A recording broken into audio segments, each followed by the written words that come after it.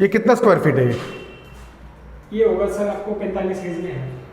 जो हमने जो देखा था 14,500 में वो तो 500 इसमें आ रहा था, वो 550 स्क्वायर फीट में आ रहा था वो। ये 400।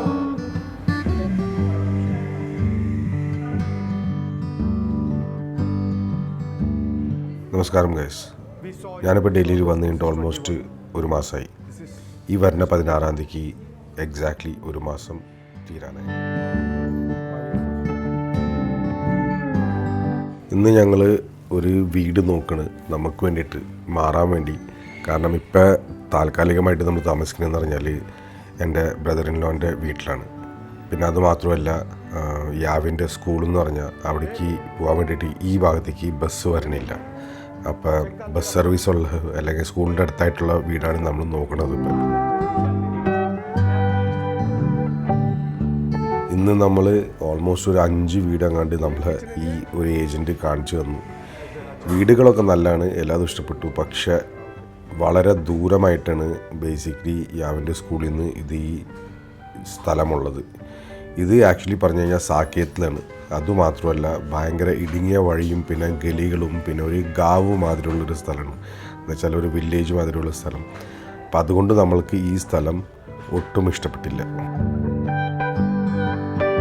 സാക്കേത്ത് പറഞ്ഞ സ്ഥലത്ത് റെൻറ്റ് വളരെ കുറവാണ്. എന്നുവെച്ചാൽ കമ്പാരിറ്റീവ്ലി നമ്മൾ നോക്കുന്ന സ്ഥലങ്ങളനുസരിച്ചൊരു സഫ്ദർജംഗ് എൻക്ലേവ് അല്ലെങ്കിൽ സൗത്ത് എക്സ്റ്റൻഷൻ പാർട്ട് 1 പാർട്ട് 2 മാൾവിനഗർ, ഈ സ്ഥലങ്ങളനുസരിച്ച് നോക്കിക്കഴിഞ്ഞാൽ സാക്കേത്ത് വളരെ കുറവാണ്, ചുരുക്കത്തിലാണ് നമ്മൾക്കിത് കിട്ടുന്നത്. എന്നുവെച്ചാൽ സഫ്ദർജംഗിൽ 20-ഉം 25-നും അല്ലെങ്കിൽ 30-നും 35-നും കിട്ടുന്നതൊക്കെ ഇവിടെ 15 മുതൽ 12 മുതൽ ഇവിടെ റെൻറ്റ് വരും. എന്നുവെച്ചാൽ ഇത് ഒരു BHKൻ്റെ റെൻറ്റിന് ഞാൻ പറയണത്.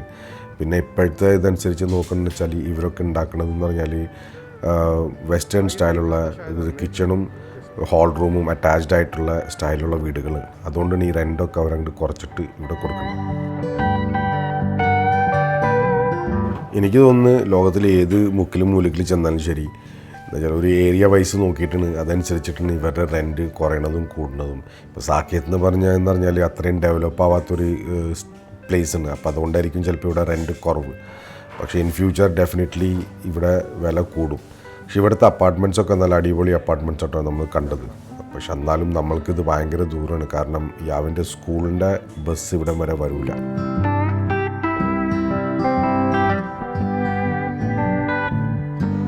അങ്ങനെ വീടൊക്കെ കാണൽ മതിയാക്കി നമ്മൾ അടുത്ത ദിവസം ഞാൻ എനിക്ക് നോക്കിയപ്പോഴത്തേ കുതിരവണ്ടിയിൽ പച്ചക്കറി. നമസ്കാരം guys, welcome to my new vlog. ഇന്ന് ആക്ച്വലി ഞങ്ങൾ പുറത്ത് പോകാനുള്ള പരിപാടിയായിരുന്നു. നിങ്ങളെ ഹൗസ് കാസ് ഫോർട്ട് കാണിച്ചില്ലേ, നമ്മുടെ ഫിറോസ് ഷാ തുഗ്ലക്കിൻ്റെ ഫോർട്ട്. അപ്പോൾ അതിൻ്റെ ബാക്കി കാണിക്കാമെന്ന് വിചാരിച്ചിരിക്കുകയായിരുന്നു. പക്ഷെ ഇന്ന് ഡൽഹിയുടെ പൊല്യൂഷൻ AQI ലെവൽ കൂടിയോണ്ട് നമ്മൾ പുറത്തു പോയില്ല. ഡൽഹി എന്ന് പറഞ്ഞാൽ വളരെ ഒരു പഴയ സിറ്റിയാണ്. ഇന്ദ്രപ്രസ്ഥ എന്ന് പറഞ്ഞിട്ടാണ് പണ്ട് കാലം പോലെ ഇതിനുള്ള പേര് കിട്ടിയത്.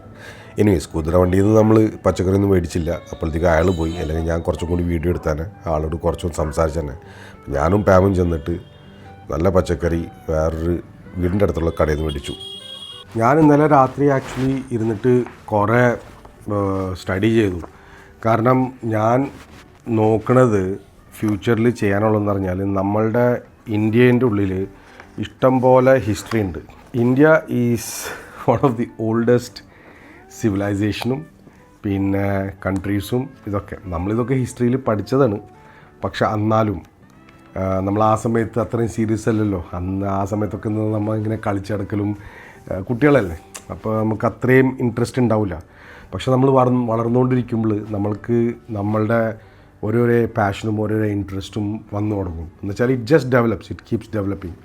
അപ്പോൾ എനിക്ക് ഡെവലപ്പായത് ഇപ്പോൾ നിങ്ങൾക്കറിയാം വീഡിയോഗ്രാഫി, മ്യൂസിക്കിൽ, അങ്ങനെ പലതും. പിന്നെ എനിക്ക് ഹിസ്റ്ററിയും പിന്നെ സ്പേസ് ട്രാവൽ, സയൻസ് ഫിക്ഷൻ, അങ്ങനത്തെ ഇതിലൊക്കെ എനിക്ക് ഭയങ്കരമായിട്ട് ഇൻട്രസ്റ്റ്. അത് ചെറുപ്പം പോലെ ഉണ്ടായിരുന്നു. എനിക്ക് സയൻസ് ഫിക്ഷൻ മൂവീസും സയൻസ് ഫിക്ഷൻ കാർട്ടൂൺസും ഡോക്യുമെൻ്ററീസൊക്കെ കാണാൻ ഭയങ്കര ഇഷ്ടമായിരുന്നു. അപ്പോൾ അതുമാതിരി തന്നെ ഹിസ്റ്റോറിക്കൽ ഇവൻറ്റ്സ് അതൊക്കെ ഭയങ്കര ഒരു എന്നെ ടച്ച് ചെയ്തൊരു സംഭവമാണ്. കാരണം നമ്മളും നാളെ ഒരു ഹിസ്റ്ററി ആവാൻ പോകുന്നു. അപ്പോൾ history is very very interesting topic. അത് എന്നെ ശരിക്കും അങ്ങോട്ട് എഫക്റ്റും ചെയ്തിട്ടുണ്ട് ഹിസ്റ്ററി. അപ്പോൾ അതുകൊണ്ടാണ് ഈ ഡൽഹിയിൽ നിന്ന് വെച്ചിട്ട്, കാരണം ഡൽഹി ഞാൻ ജനിച്ചു വളർന്നത്, അപ്പോൾ ഡൽഹിയിൽ നിന്ന് വെച്ചിട്ട് നമ്മൾക്കെല്ലാം തുടങ്ങാമെന്ന് ഞാൻ വിചാരിച്ചത്. അപ്പോൾ ഞാൻ എന്താ ചെയ്യുന്നത് പറഞ്ഞാൽ ഇന്നലെ ഞാൻ ആക്ച്വലി വിചാരിച്ചത് ഇന്ന് നമ്മൾക്ക് ഹൗസ് കാസ് ടോംബിലേക്ക് പോകാമെന്ന്. അപ്പോൾ ഹൗസ് കാസ് ടോംബ് നമ്മൾ കഴിഞ്ഞ പ്രാവശ്യം കണ്ടാണ്. ആ ഹൗസ് കാസ് എന്ന് പറഞ്ഞാൽ ടാങ്ക്, ഹോസ് കാസ് പേർഷ്യൻ ലാംഗ്വേജിലാണ്. ഹോസ് എന്ന് പറഞ്ഞാൽ ടാങ്ക് ആയിരുന്നു വെച്ചാൽ water storage area, water reservoir, അതിനൊക്കെയാണ് ഇവർ പേർഷ്യൻ ലാംഗ്വേജിൽ ഹോസ് എന്ന് പറഞ്ഞിരുന്നത്. അപ്പം അതിനെ പറ്റിയിട്ട് ഇന്നലെ ഞാൻ കുറേ റിസർച്ച് ചെയ്തു. കാരണം ഏറ്റവും ആദ്യം ഞാനൊരു ചെറിയൊരു ഇൻട്രൊഡക്ഷൻ നിങ്ങൾക്ക് തരാം കേട്ടോ. എന്ന് വെച്ചാൽ കുറച്ച് ബോറിംഗ് ആയിരിക്കും, പക്ഷേ ഹിസ്റ്ററി ഇഷ്ടമുള്ളവർക്ക് ഇത് നോക്കാം. അപ്പോൾ നമ്മളുടെ ഇതെന്ന് പറഞ്ഞാൽ ഈ ഇൻവേഷനൊക്കെ തുടങ്ങുന്നത് പറഞ്ഞാൽ മംഗോൾ എംപയറിൽ നിന്നാണ്. മംഗോൾ എംപയറിൽ ജംഗീസ് ഖാൻ, ഇതിനെ പറ്റിയിട്ട് കേട്ടിട്ടുണ്ടാവില്ലേ നിങ്ങൾ? ആ ഏഷ്യൻ ഒറിജിൻ എന്നുള്ള ജംഗീസ് ഖാൻ 1162 പിന്നെ 1227 അതിനേലും മുമ്പുള്ളത് ഉണ്ടാവണം. പക്ഷേ ഞാൻ ഇപ്പോൾ കൂടുതലും പഠിക്കുന്നതും പിന്നെ നമ്മളുടെ ഡോക്യുമെൻ്ററി ഉണ്ടാക്കുന്നതും ഫുള്ള് വ്ളോഗ് ഉണ്ടാക്കുന്നതും ഫുള്ള് ഇതിനെ പറ്റിയിട്ടാണ്. മുഗൾ എംപയർ, മുഗൾ ഡൈനസ്റ്റി എങ്ങനെ വന്നു അതൊക്കെ. അപ്പോൾ ആദ്യം മംഗോൾ എംപയർ ആയിരുന്നു. പിന്നെ മംഗോൾ എംപയറിൽ നിന്നാണ് 1162 മുതൽ 1227 വരെ ജംഗീസ് ഖാൻ. പിന്നെ അത് കഴിഞ്ഞിട്ട് മുഗൾ ഡൈനസ്റ്റി തുടങ്ങിയത് ബാബറാണ് 1483 മുതൽ 1530. അപ്പോൾ 1227 മുതൽ 1483 വരെ ആരായിരുന്നു എന്നുള്ളത് എനിക്ക് ഇനി കണ്ടുപിടിക്കണം. അത് ഞാൻ പറഞ്ഞില്ലേ, ഇതൊരു റിസർച്ചാണ്. ഇപ്പോൾ നിങ്ങൾക്കൊരു സാധനം കാണിച്ചു തന്നാൽ നിങ്ങൾ വിശ്വസിക്കില്ല. അപ്പോൾ ഒരു ബുക്ക് ഞാൻ അതിന് വേണ്ടിയിട്ട് എടുത്തിരിക്കുന്നത് കണ്ട, ഫുള്ള് ഞാൻ എൻ്റെ റിസർച്ചൊക്കെ ചെയ്ത് ഓരോന്ന് തുടങ്ങിയത് ഇന്നലെ എല്ലാതും. പിന്നെ ഇങ്ങനെ ഓരോരോ ഇത് കണക്ട് ചെയ്യണം ഞാൻ ഓരോരോ എന്താണ് പറയുന്നത്, നമ്മളുടെ ഹിസ്റ്ററി ഇയേഴ്സ് അത് കണക്ട് ചെയ്യാന്ന് പറഞ്ഞാൽ ഭയങ്കര സംഭവം തന്നെയാണെന്ന് പറഞ്ഞാൽ എനിക്ക് തന്നെ മനസ്സിലാവുന്നില്ല. ഇപ്പോൾ ഞാൻ തന്നെ കൺഫ്യൂസായി. കാരണം വിക്കിപീഡിയയിലും പല ഇൻഫർമേഷനൊക്കെ ഉള്ളത് എല്ലാതും ഉറപ്പായിട്ടുള്ള ഇൻഫർമേഷനല്ല. ആൾക്കാർ അവരുടെ അറിവ് അനുസരിച്ചിട്ട് അവരത് ഫീഡ് ചെയ്യണമാണ്. അപ്പോൾ അത് തെറ്റാവാനും വഴിയുണ്ട്. അപ്പോൾ അങ്ങനെ പല ഇറാസ് ഉണ്ട്, അല്ലെങ്കിൽ ടൈം ഉണ്ട്, കുറേ സാധനങ്ങൾ, കുറേ ടൈം പീരീഡ് നമ്മളുടെ missing. So what I am trying to do is ഞാനത് കണക്ട് ചെയ്യാൻ നോക്കണം.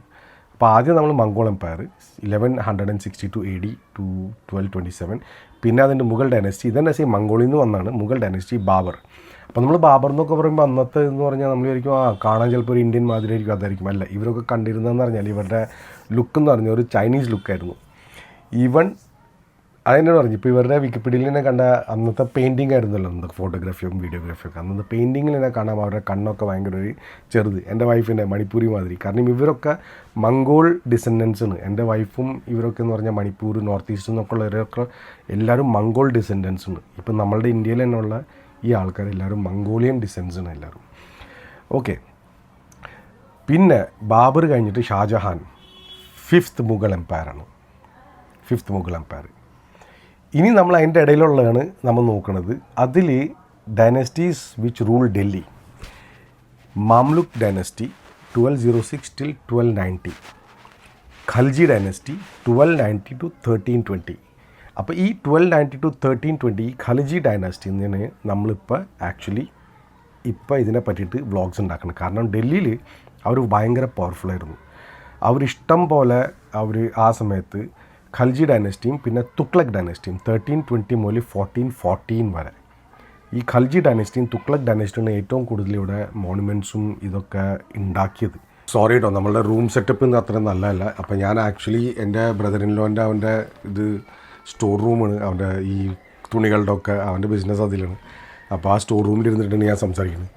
ഇവിടുന്ന് ഭയങ്കര ഒച്ചയുണ്ട്, വെള്ളമുണ്ട്, പക്ഷെ നമുക്കൊന്നും നോക്കണ്ട. അപ്പോൾ നമുക്ക് കാര്യങ്ങൾക്ക് കിടക്കാം. അപ്പോൾ ഈ സംഭവങ്ങൾ എന്ന് പറഞ്ഞാൽ ഇതിനെപ്പറ്റി പഠിച്ചു വന്നപ്പോൾ എനിക്കിതിനെപ്പറ്റി കുറച്ചും കൂടി സമയം വേണം എന്നെടുക്കുക. എന്ന് വെച്ചാൽ 1-2 ദിവസം മതി. എന്നാലും അതനുസരിച്ചിട്ട് പിന്നെ നമ്മളെങ്ങനെയാണ് ഇതിനെ കവർ ചെയ്യേണ്ടത്, എങ്ങനെയാണ് ഇതിനെ ഷൂട്ട് ചെയ്യേണ്ടത്, so that I can understand myself also. അതുമാതിരിയാണ് നിങ്ങളെയും കൂടിയും ഇത് അണ്ടർസ്റ്റാൻഡ് ചെയ്യിപ്പിക്കാൻ വേണ്ടിയിട്ടാണ് ഞാൻ നോക്കുന്നത് എൻ്റെ വ്ളോഗിൽ കൂടെ. അപ്പോൾ ഇൻഫർമേഷണൽ വ്ളോഗ്സാണ് നമ്മളുടെ ഹിസ്റ്ററി ഓഫ് ഇന്ത്യയിൽ പല ഇതുണ്ട്. അപ്പോൾ ഇന്നലെ ഞാൻ ഇന്ത്യൻ ആർക്കിടെക്ചറൽ വെബ്സൈറ്റിൽ എന്നിട്ട് ഓരോരോ സ്ഥലങ്ങളൊക്കെ നോക്കി. ഫുൾ ഇന്ത്യയിൽ കേട്ടോ, നോർത്ത് മുതൽ സൗത്ത് വരെ ഏതൊക്കെയാണ്. പക്ഷെ അതിലും അവന്മാർ ഫുള്ള് ഡീറ്റെയിൽസ് കൊടുത്തിട്ടില്ല. കാരണം കുറേ മോണുമെൻറ്റ്സ് ഉണ്ട് ഇങ്ങനെ ബിൽഡ് ചെയ്തും, പിന്നെ കുറേ ആർക്കിടെക്ചറൽ സൈറ്റ്സ് ഉണ്ട് which they are still digging it up. അങ്ങനെ പല സംഭവങ്ങളുണ്ട് നമ്മൾക്ക് ഇപ്പോഴും അതിലില്ലാത്തത്.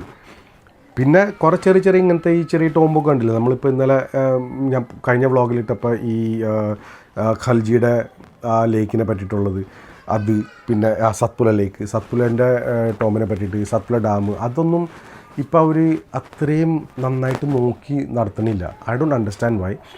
പക്ഷേ അതും ഒരു മോണിമെൻ്റൽ സൈഡ്, അതൊക്കെ എന്ന് പറഞ്ഞാൽ 13th സെഞ്ച്വറിയിലുള്ളതാണ്. പക്ഷെ അവിടെ ചെന്ന് കഴിഞ്ഞാൽ എല്ലാതും കച്ചറായി കിടക്കുന്നു. പക്ഷേ ഏറ്റവും കൂടുതൽ ഇമ്പോർട്ടൻസ് കൊടുക്കുന്നത് ഈ വലിയ വലിയ റൂളേഴ്സിനെ പറ്റിയിട്ടും ഖൽജിയുടെ പല ഇതുമുണ്ട്. പക്ഷേ ഖൽജിക്ക് അത്ര ഇമ്പോർട്ടൻസ് കൊടുത്തിട്ടില്ല എന്നാണ് ഞാൻ നോക്കുന്നത്. ആർക്കിയോളജിക്കൽ സർവേ ഓഫ് ഇന്ത്യയിൽ ഖൽജിയുടെ ഡൈനസ്റ്റിയുടെ ടോംസൊന്നും അവരധികം ടേക്ക് കെയർ ചെയ്യണില്ല. പക്ഷേ തുഗ്ലക്, ഫിറോസ് ഷാ, ഈ തുഗ്ലക് ഡൈനസ്റ്റിയുടെ ടോംസൊക്കെ അവർ നല്ലോണം ടേക്ക് കെയർ ചെയ്യുന്നുണ്ട്.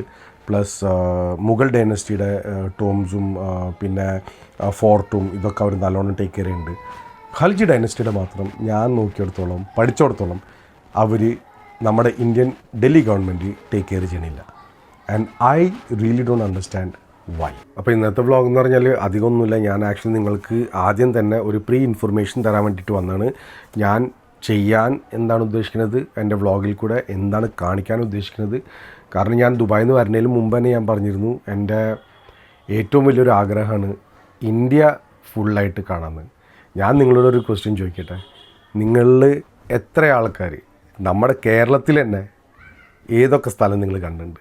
ഇപ്പം ഞാൻ തൃശ്ശൂരിൽ നിന്ന് ഞാൻ ഇതുവരെ കോഴിക്കോട് കണ്ടിട്ടില്ല, കൊല്ലം കണ്ടിട്ടില്ല, പിന്നെ